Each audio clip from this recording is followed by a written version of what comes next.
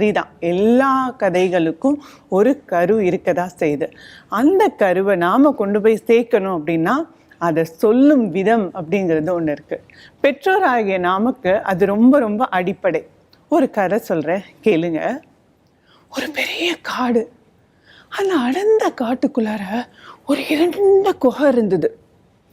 இப்போ இந்த மாறுபாடு உங்களுக்கு தெரிஞ்சிருக்கும்.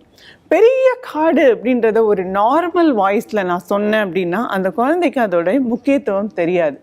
குகை அப்படின்னாலே குகை இருண்ட குகையாக தானே இருக்கும். என்னைக்காவது அந்த லைட் போட்டு வச்சுருப்பாங்களா? கிடையாது.